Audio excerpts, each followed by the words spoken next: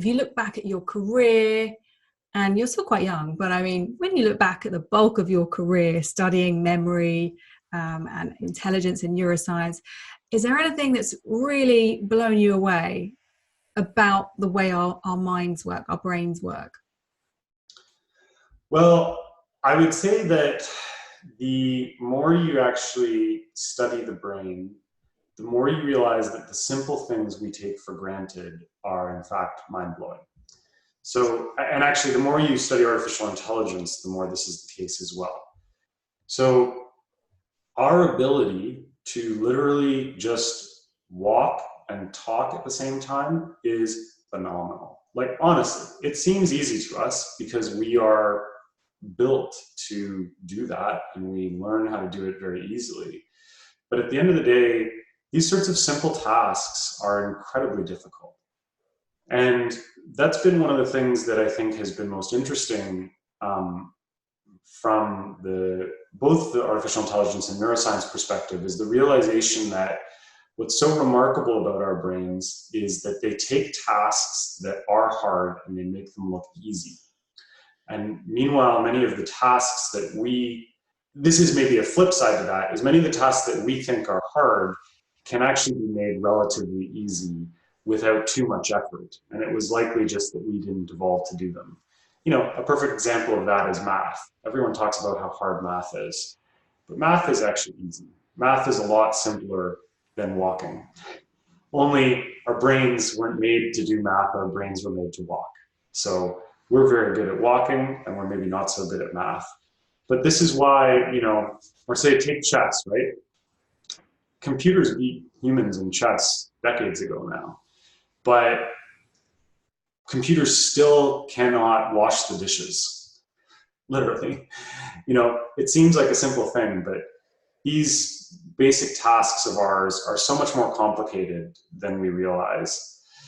The other thing that I'd say that I've learned about the brain that is maybe quite remarkable, and this comes back to the memory thing, is you realize when you study memory, the more you study it, that both not only are we actively forgetting things, but we're actively remodeling our knowledge all the time because we're building these networks.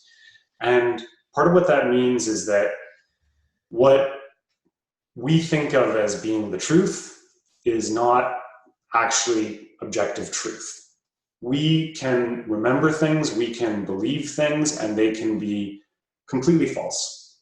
And there's a well-known phenomenon called false memory syndrome, where you can actually actively implant false memories in people just by suggestion.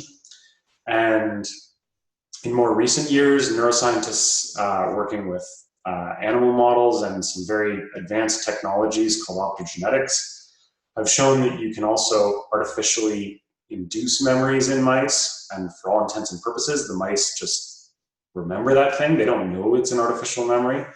So you come to realize that what we consider to be clear, like solid reality is all just a construct of our brains, and that really we don't have anything like a firm grasp on reality unless we work together to create an intersubjective truth via things like science.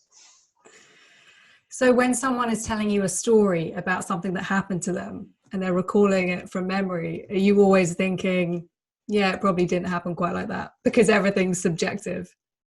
Yeah, to some extent, definitely. You have to take every story that someone tells you with a grain of salt. Now, some people more than others.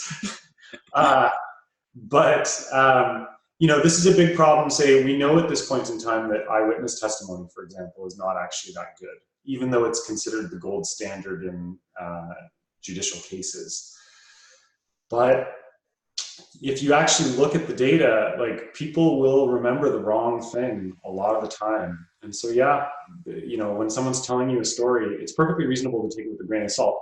Unless, of course, and this is how we construct truth, unless there are other things that back up their story. And so that's how we do it. That's how we determine what's true and what's not, is when multiple pieces of evidence point to the same thing being true. So like if one friend tells you the story and then independently another friend tells you the story in the exact same way, probably true. YouTube viewers, I really appreciate you watching that video. It would be wonderful if you hit the red subscribe button. It costs you nothing and it means that you'll get notified whenever I post a Health Hackers video. You can follow me on social media too. Handles right beneath me. I love hearing from you. Bye bye.